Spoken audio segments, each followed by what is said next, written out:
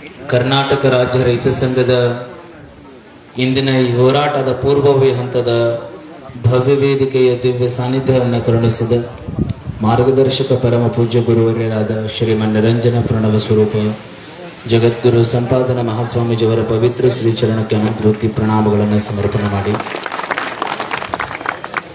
ಅಖಂಡ ಕನ್ನಡ ನಾಡೆ ತಿರುಗಿ ನೋಡುವಂತಹ ಅಪರೂಪದ ಹೋರಾಟಗಾರರಲ್ಲಿ ಒಬ್ಬರಾಗಿ ಇವತ್ತು ರಾಜ್ಯಾಧ್ಯಕ್ಷರಾಗಿ ರೈತರ ಕಣ್ಣೀರನ್ನ ಒರೆಸ್ತಕ್ಕಂತಹ ಅಪರೂಪದ ಕಾಯಕವನ್ನು ಮಾಡ್ತಾ ಇರುವ ನಮ್ಮವರೇ ಆಗಿರ್ತಕ್ಕಂತಹ ಚುನ್ನಪ್ಪನ ಪೂಜಾರಿ ಅವರನ್ನ ಮೊದಲುಗೊಂಡು ಈ ವೇದಿಕೆ ಮೇಲೆ ಸಾಕ್ಷಿಗೊಂಡಿರ್ತಕ್ಕಂತಹ ರಾಜ್ಯದ ಉಪಾಧ್ಯಕ್ಷರೇ, ಜಿಲ್ಲಾ ಅಧ್ಯಕ್ಷರೇ, ಜಿಲ್ಲಾ ಉಪಾಧ್ಯಕ್ಷರೇ, ತಾಲೂಕಾ ಅಧ್ಯಕ್ಷರೇ ಹಾಗೂ ಎಲ್ಲ ರೈತ ಬಂಧುಗಳೇ ಹಾಗೂ ಎಲ್ಲ ಪತ್ರಿಕಾ ಮಾಧ್ಯಮದವರೇ, ತಮಗೆಲ್ಲರಿಗೂ ಶರಣು ಶಿವಶರಣಾರ್ಥಿಗಳು. ಈಗಾಗಲೇ ಎಲ್ಲವನ್ನ ಚನ್ನಪ್ಪನವರಾಗ್ಲಿ ಹಾಗೂ ಎಲ್ಲ ರೈತ ಮುಖಂಡರಾಗ್ಲಿ ತಮಗೆಲ್ಲರಿಗೂ ಈಗಾಗಲೇ ವಿಷಯವನ್ನ ಮಂಡಿಸಿದ್ದಾರೆ. ನಾವು ರೈತರು ಅಂತಂತಂದ್ರೆ ಇಡೀ ಜಗತ್ತಿಗೆ ಅನ್ನವನ್ನು ಕೊಡ್ತಕ್ಕಂತಹ ಪರಮ ಪವಿತ್ರವಾಗಿರ್ತಕ್ಕಂತಹ ಶ್ರೇಷ್ಠ ಜೀವನವನ್ನು ನಡೆಸ್ತಕ್ಕಂತಹ ಅಪರೂಪದ ಶರಣಜೀವಿಗಳು ಅಂತಂದ್ರೆ ಅದು ರೈತ. ಮಣ್ಣಿನಲ್ಲೇ ಮಣ್ಣಾಗಿ ಮಣ್ಣನ್ನೇ ತನ್ನ ಬಣ್ಣವನ್ನಾಗಿ ಸ್ವೀಕಾರ ಮಾಡಿಕೊಂಡು ಜಗತ್ತಿನ ಬಣ್ಣವನ್ನ ಬದಲಾಯಿಸಿ ನೀವು ಚೆನ್ನಾಗಿರ್ಬೇಕು ಅಂತ ಬಯಸುವಂತ ಒಂದು ಜೀವ ಯಾವುದಾದ್ರೂ ಇದ್ರೆ ಅದು ನೀವುಗಳು ಅಂತಕ್ಕಂಥದ್ದು ಅತ್ಯಂತ ಅಭಿಮಾನ ಸ್ಪರ್ಶೀಯವಾಗಿರ್ತಕ್ಕಂಥದ್ದು. ಹಾಗಾಗಿ ನಾವು ಹೋರಾಟ ಮಾಡಬಾರ್ದು, ಆದರೂ ಅನಿವಾರ್ಯವಾಗಿ ಹೋರಾಟವನ್ನು ಮಾಡತಕ್ಕಂತಹ ಪರಿಸ್ಥಿತಿ ನಮಗೆ ಬಂದು ಒದಗಿದೆ. ನಾವೆಲ್ಲ ಎಂಥವ್ರು ಅಂತಂತಂದ್ರೆ ದೇಶದಲ್ಲಿ ಪ್ರಧಾನಿ ಇಲ್ಲದೆ ಇದ್ರೂ ಸಹಿತ ಈ ದೇಶ ನಡೀತದೆ. ಈಗ ನಮಗೆ 75 ವರ್ಷ ಆಯ್ತು ಪ್ರಧಾನಿ ನೇಮಕ ಆಗಿ, ಮೊದಲು ಪ್ರಧಾನಿ ಇರಲಿ. ನಮಗೆ ಸ್ವತಂತ್ರ ಸಿಕ್ಕಿ ಈಗ 70 ವರ್ಷ ಆಯ್ತು, 76 ವರ್ಷ ರನ್ನಿಂಗ್. ಈಗ ಪ್ರಧಾನಿಗಳದ, ಆದ್ರೆ ಮೊದಲು ಪ್ರಧಾನಿ ಇಲ್ಲದಾಗ ದೇಶ ನಡೆದಿತ್ತೋ ಇಲ್ಲ? ನಡೆದಿತ್ತೋ ಇಲ್ಲ? ಈ ದೇಶದೊಳಗೆ ಪ್ರಧಾನಿ ಇಲ್ಲ ಅಂತಂದ್ರೂ ಈ ದೇಶ ನಡೀತದೆ. ಈ ರಾಜ್ಯದಲ್ಲಿ ಮುಖ್ಯಮಂತ್ರಿಗಳು ಇಲ್ಲದೆ ಇದ್ರೂ ಸಹಿತ ಈ ರಾಜ್ಯ ನಡೀತದೆ.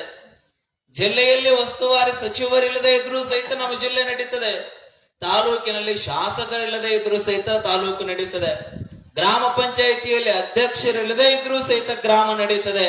ಅಜವರೇ, ಇವರೆಲ್ಲರದು ಬಂದು ನಮಗೆ ಯಾಕೆ ಹೇಳಕತ್ತೀರಿ ಅಂತಂದ್ರ ಪ್ರಧಾನಿ ಇಲ್ಲ ಅಂದ್ರೂ ನಡೀತದೆ, ರಾಜ್ಯದ ಮುಖ್ಯಮಂತ್ರಿ ಇಲ್ಲ ಅಂದ್ರೂ ನಡೀತದೆ, ಜಿಲ್ಲೆಯ ಉಸ್ತುವಾರಿ ಸಚಿವರಿಲ್ಲ ಅಂದ್ರೂ ನಡೀತದೆ, ತಾಲೂಕಿನ ಶಾಸಕರಿಲ್ಲದೆ ಇದ್ರೂ ನಡೀತದೆ.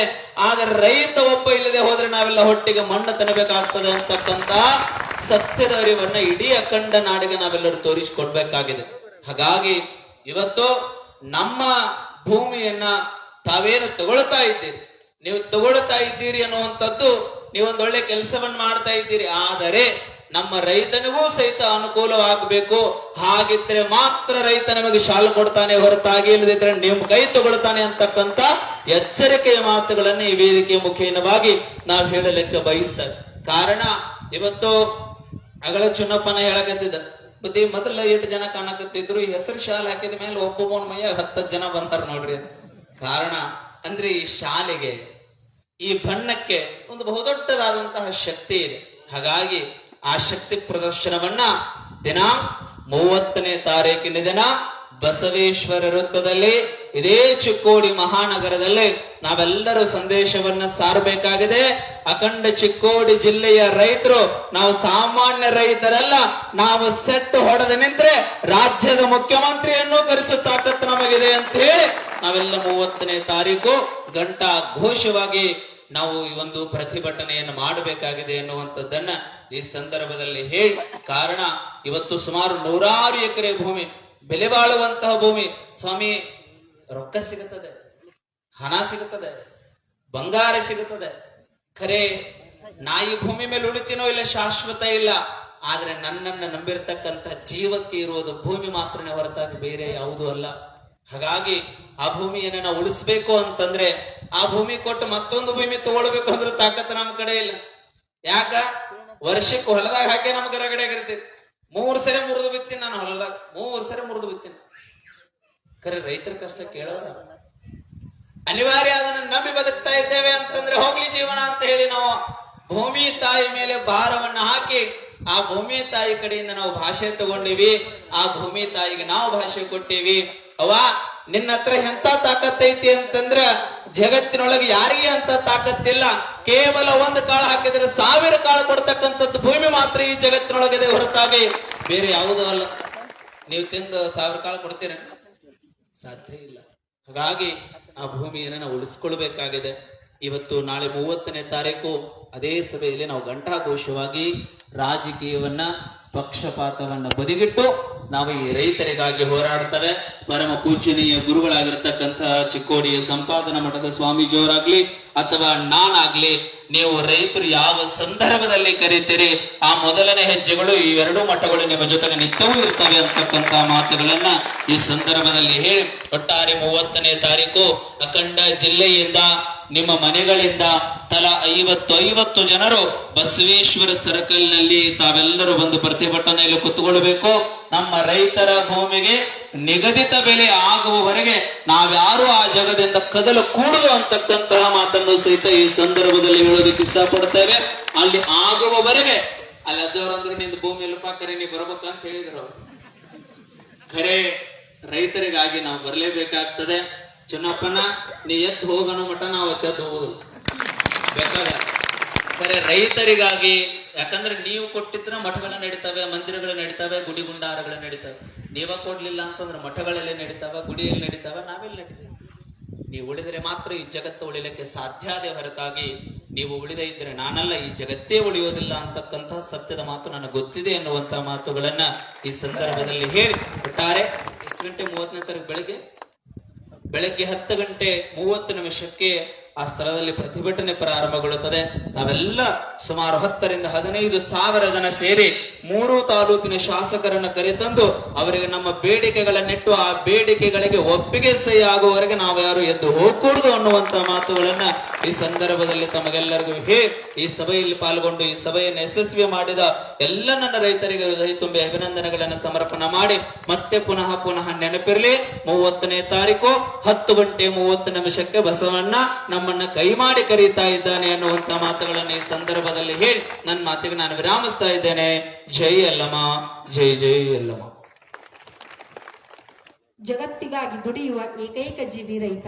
ರೈತ ಜೀವನವೇ ಶ್ರೇಷ್ಠ ಜೀವನ ಎಂಬುದನ್ನು ತಿಳಿಸಿದಂತ ಪರಮ ಪೂಜ್ಯರಲ್ಲಿ ವಂದನೆಗಳನ್ನು ಸಮರ್ಪಿಸುತ್ತಾ ಈ ಒಂದು ಕಾರ್ಯಕ್ರಮದ ದಿವ್ಯ ಸಾನ್ನಿಧ್ಯವನ್ನ ವಹಿಸಿರುವಂತ ಶ್ರೀ ಜಗದ್ಗುರು ಮನಿರಂಜನ ಪ್ರಣವ ಸ್ವರೂಪಿ ಶ್ರೀ ಸಂಪಾದನಾ ಮಹಾಸ್ವಾಮಿಗಳು ಚರಮೂರ್ತಿ ಮಠ ಚಿಕ್ಕೋಡಿ ಇವರಿಂದ ಆಶೀರ್ವಚನ.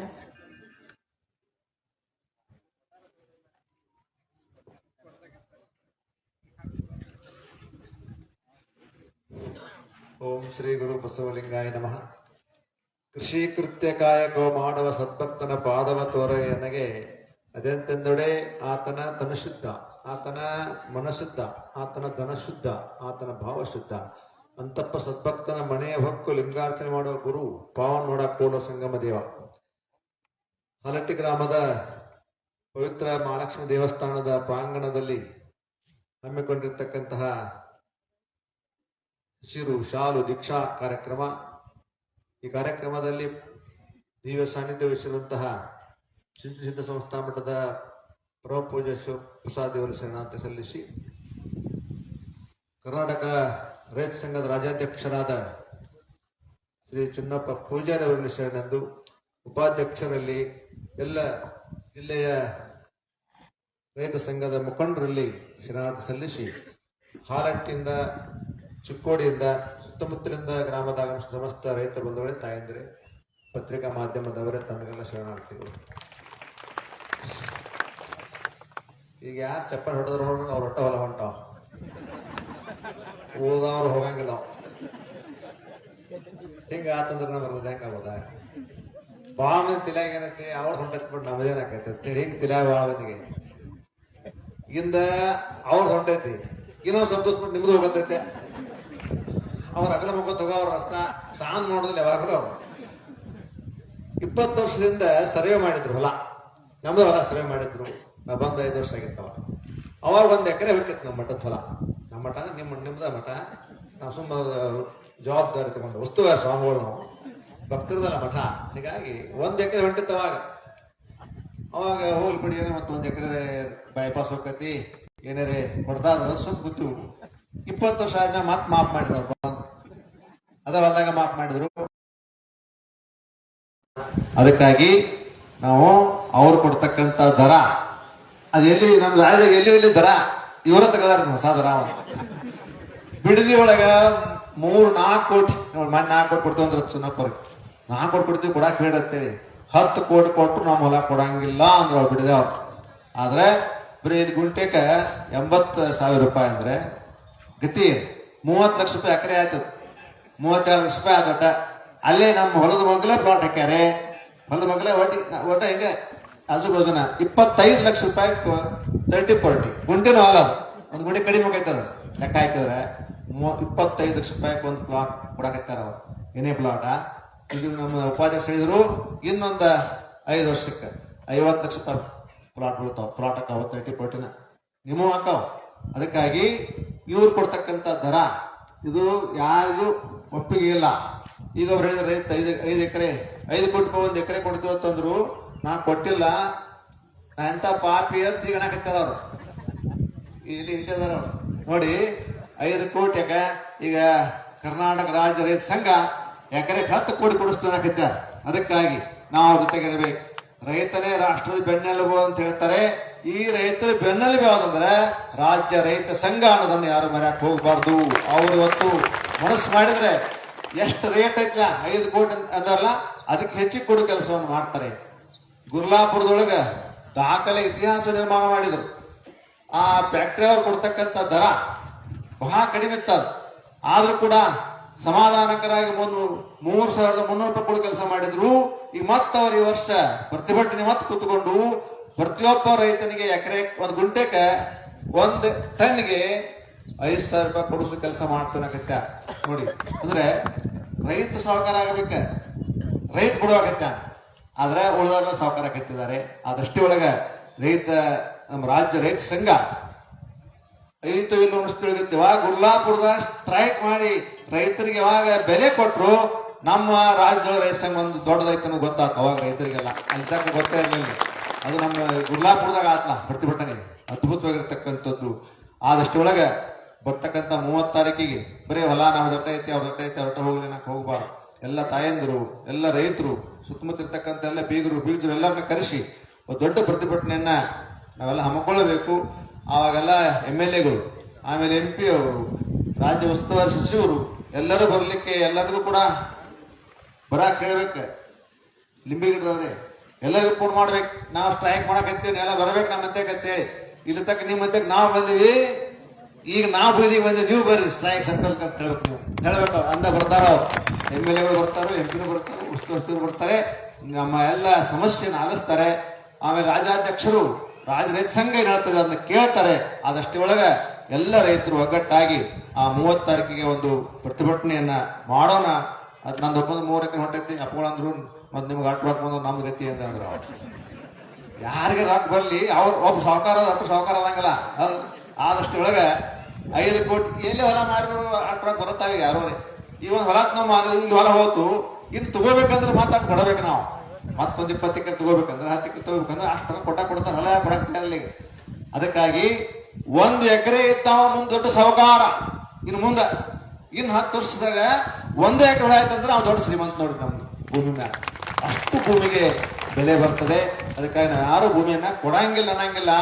ಆದ್ರೆ ಯೋಗ್ಯ ಬೆಲೆಯನ್ನ ಯೋಗ್ಯ ದರವನ್ನು ಕೊಟ್ರೆ ಚಿಕ್ಕೋಡಿ ಜಿಲ್ಲೆ ಆಗಿತ್ತು. ಚಿಕ್ಕೋಡಿ ಶೈಕ್ಷಣಿಕ ಜಿಲ್ಲೆ ಚಿಕ್ಕೋಡಿ ಜಿಲ್ಲೆ ಆಗ್ತದೆ. ಇಂಥ ಸಮೀಪದೊಳಗೆ ಇಷ್ಟ ಕಡಿಮೆ ರೇಟ್ ನೊಳಗೆ ಯಾಕೆ ಕೊಡ್ತಾರೆ ಜಿಲ್ಲಾದ ಸ್ಥಾನಮಾನದೊಳಗೆ. ಆದಷ್ಟು ಒಳಗೆ ಯೋಗ್ಯ ದರವನ್ನ ಸರ್ಕಾರ ಕೊಟ್ರೆ ರೈತರು ಭೂಮಿ ಕೊಡ್ತಾರೆ. ಇಲ್ಲಾಂದ್ರೆ ಭೂಮಿ ಕೊಡಂಗಿಲ್ಲ. ನೀವು ಬೈಪಾಸ್ ಎಲ್ಲೇನು ಮಾಡ್ರಿ ಯಾಕಂದ್ರೆ ಮಾಡ್ಕೋರಿ ಅಂತಕ್ಕಂಥ ಮಾತನ್ನು ಕೂಡ ಹೇಳ್ತಾ 12 ಮಾತಿಗೆ ನಾನು ಕೊಡ್ತೇನೆ.